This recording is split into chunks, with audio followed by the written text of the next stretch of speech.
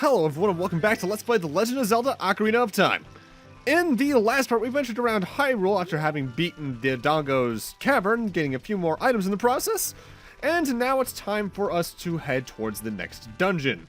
Now, one thing I really like about Hyrule Field, and one of the few things I like about Hyrule Field, I should state, is that for this first portion of the game, everything you need is up here on the top right corner of the map. We got Kokiri Forest to the southeast, Hyrule Castle to the north, Death Mountain and Kakariko to the northeast, and to the east purely, we have this next area. Anything in the later game portion is off to the west. Welcome to Zora's River. And, oh, hey, it's a certain friend of ours. Though I want to make sure it's nighttime for stuff later.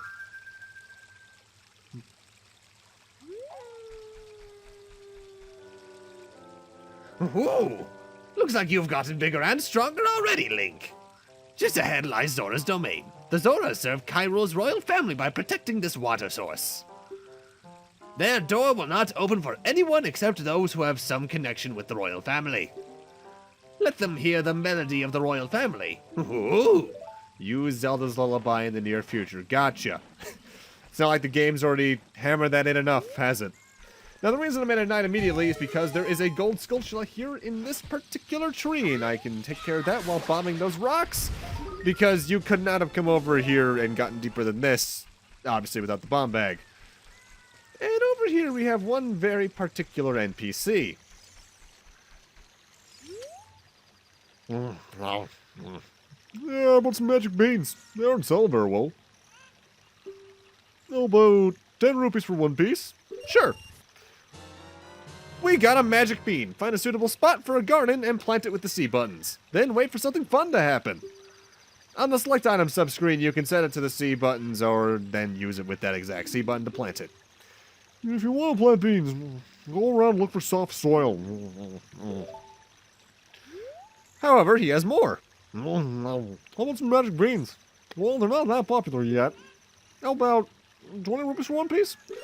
He has 10 magic beans for us to buy, each one increasing in price 10 rupees each time, which combines for a total of 550 rupees for every single magic bean. Even with the biggest wallet in the game, you can't get those all in one visit.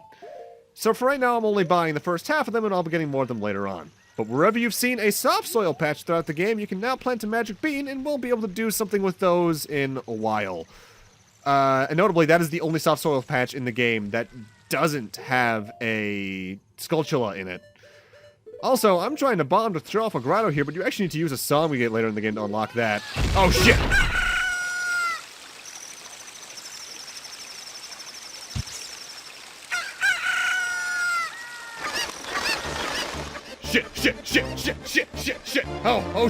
Shit. Oh shit. Die. I can't attack chickens. They're too cute and I'm too cute to die too.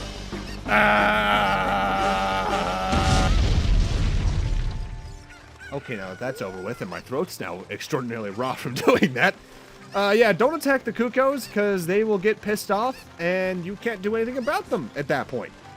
The only way you can make the Cuckoo army flee is by leaving the area and coming back. And they do a solid heart of damage every time they touch you, so I'm hurting. You do need to pick up that Cuckoo, though, to get past the first jump at least here in Zora's River. After that, you don't need it, but for plot reasons, but we still need it to get 100%, as there are two heart pieces along the way you need the Cuckoo to reach. First is this one where you jump from platform to platform. Don't try to do a jump slash. You can't grab platforms while doing that. I actually had to come back at the end of the area to get that heart piece because I failed that. And now we need to keep the Cuckoo with us to get the second one later on. Also, notably in this area, you see that log right there, and Navi flies over to it like that. There is a side quest we can technically start doing right now over there, but I'm going to do that all at once later on in the game. So we'll talk about that when the time comes. Although I suppose doing it now would have made getting all the magic beans right now more feasible. Well, not all of them. Probably 7 or 8 of them total instead of 5. Yeah, maybe 8 with the number of rupees I have and songs. Either way, Zora's River was an area I had a lot of trouble getting through when I was a kid, and to be honest, I can't tell why. Mind you, there was always like If it wasn't the second dungeon that caused me problems in a Zelda game as a kid, it was the third one. It was when I got past those that usually things got a bit smoother. And welcome to the waterfall at the end, but I need to distract myself quickly because, of course, there is a heart piece over here I want. It's at this point, by the way, where I backtracked to get that other particular heart piece. Though since it just turned night, we can also grab this particular gold sculptula. I don't know why I had trouble getting that one as a kid. I just couldn't find it, despite it being clearly on the ladder. Alright, now that I've gotten the other heart piece, let's investigate this little piece of the floor as soon as I can find where the checkpoint is. There it is. Sleepless Waterfall. The flow of this waterfall serves the King of Hyrule. When the king slumbers, so do the falls.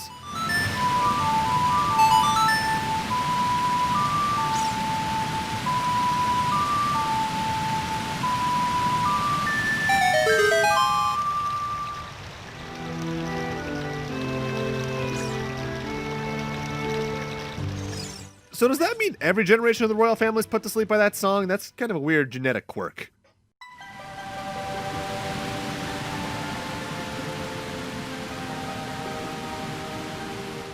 Ah, literal music to my ears. I love the Zora's Domain theme. It's just so relaxing. It goes into effect again that I love this game's soundtrack when it's not the dungeon themes.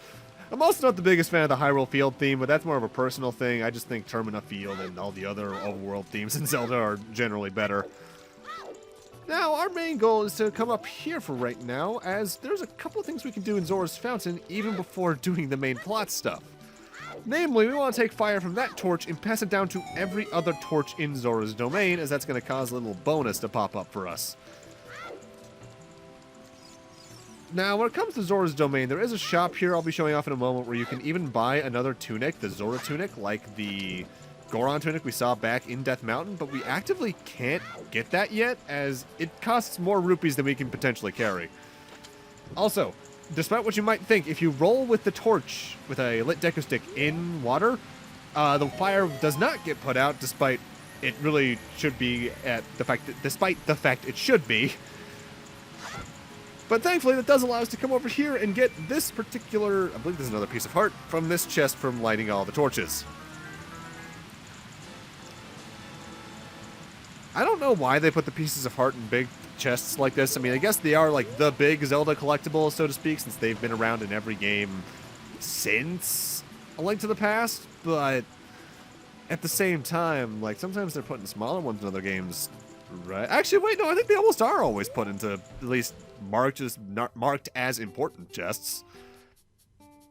Now, the other things you can buy in Zora Shop are projectiles we can't do anything with yet, hearts, Deku Nuts, which I don't know why they sell those, and you can also buy a fish for 200 rupees, but do not buy that fish, even though you need one for plot, as you can get one for free in a bottle just by walking over here and swiping your bottle. And you do need one of these, so just grab them. I think you could get these in a couple of different water places throughout the game, like various grottos. But this is the closest one to the point where you're going to need it. Now, in order to progress with plot here, we need to do what seems like immediately an optional thing, as there is a minigame awaiting us at the top of that waterfall that is kind of one of the key set pieces of this area. To get there, we just need to head up here to the throne room and then head west. Now, this might seem like it's optional at first, but trust me, it is required. Diving game, 20 rupees. Want to play? Sure. Okay. Pick up all the rupees I throw from here. You have only a limited amount of time. When you pick them all up, come back here. I'll give you something very nice. Now, thankfully, the game does throw down more rupees than you spent on it. That's 25 rupees right there instead of 20, so you can get a profit. And if you redo this minigame after this point, he can occasionally throw down higher value rupees. I think he can throw down some reds, a few purple rupees, and I've heard he can even throw down, extraordinarily rarely, the gold rupees, which are 200 rupees. But I have never seen him do that. Also, yeah, Zoras are now friendly. In every other Zelda game, barring Oracle of Ages that I've done an LP of, they were enemies more often than not. But these are River Zoras, which are the friendly subspecies, or something of that nature. And now we have to head all the way back up to talk to him again, which is probably the one part of this minigame I don't like, as it's good for money, but I have to backtrack up to get my reward every time. And by every time, I mean the first time you do it every playthrough, really.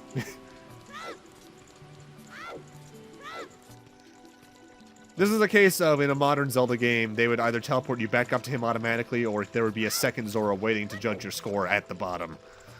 I'm surprised I actually didn't do that in the remake, from the top of my head. What a graceful dive. Now please take this. This is a scale of our kind. With this, you can dive much deeper under the water.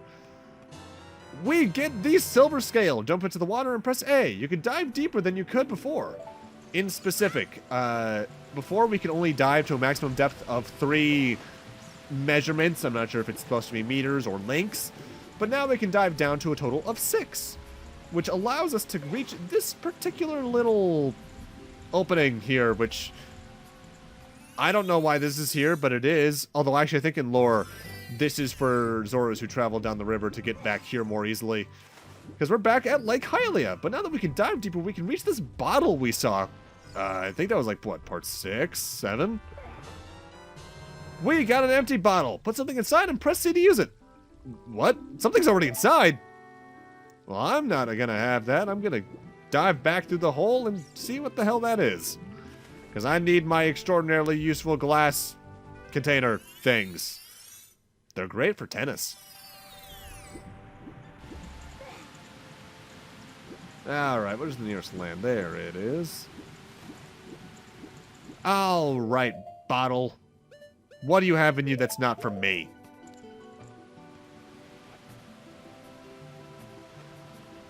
Huh? It looks like there's something already inside this bottle. It's a letter. Help me. I'm waiting for you inside Lord Jabu-Jabu's belly. Ruto.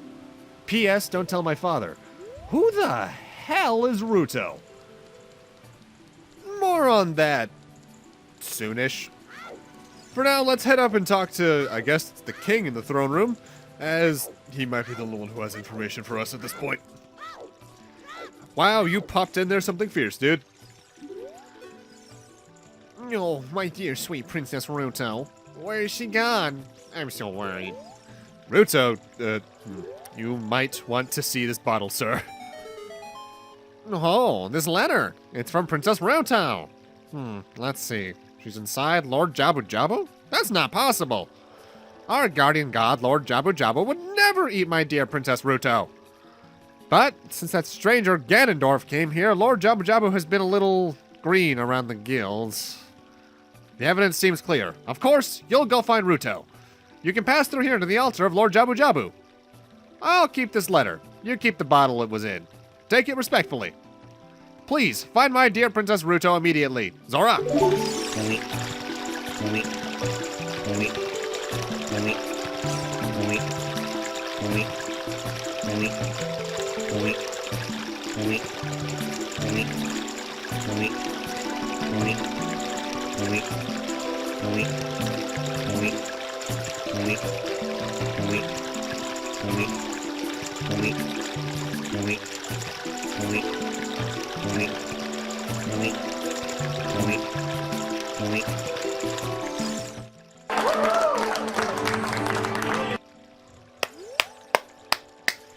Brilliant storytelling. What the hell was that cutscene? I mean, I love that sound effect, but what the hell? Also, I'd like to note, this next area is the source of all water in the kingdom. Why does it run underneath King Zora's ass? Ugh.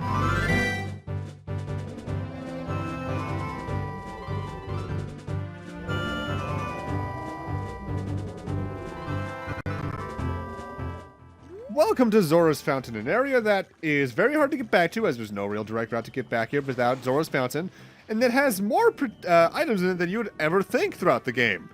For now, though, we need to head over here to the southeastern corner, as that's where the main collectible we want is for now. I do need to change it to night when I get closer, though. Also, if you look at the map, this area is modeled to look like a Octorok, at least the Ocarina of Time version.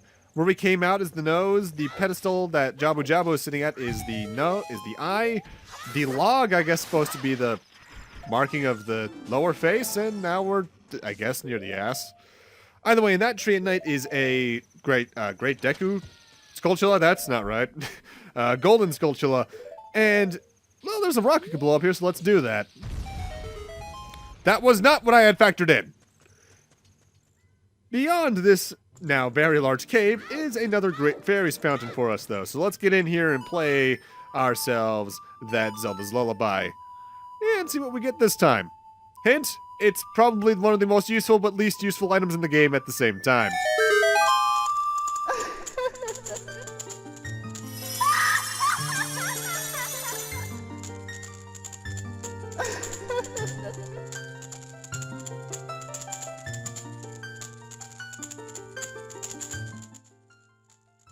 Welcome, Link. I'm the Great Fairy of Magic. I will give you a magic spell. Please take it.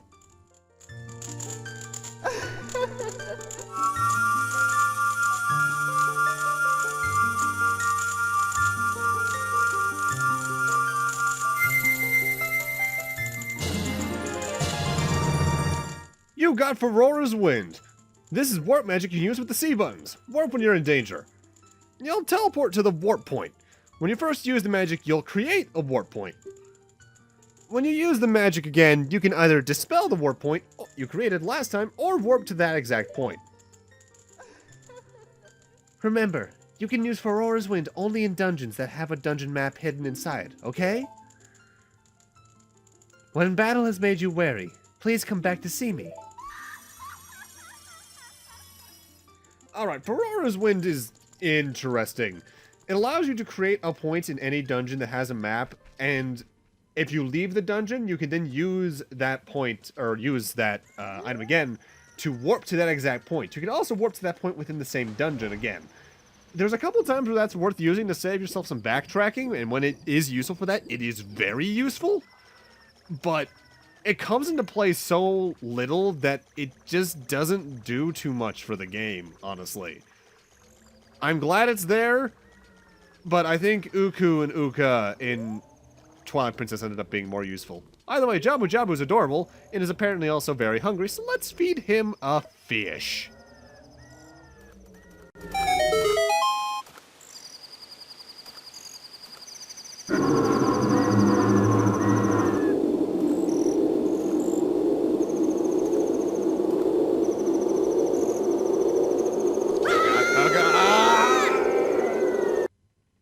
But with that, I'm going to need to end this off here. Thank you guys for watching, and in part 11, we're entering Jabu-Jabu's belly, the third dungeon. See you guys then.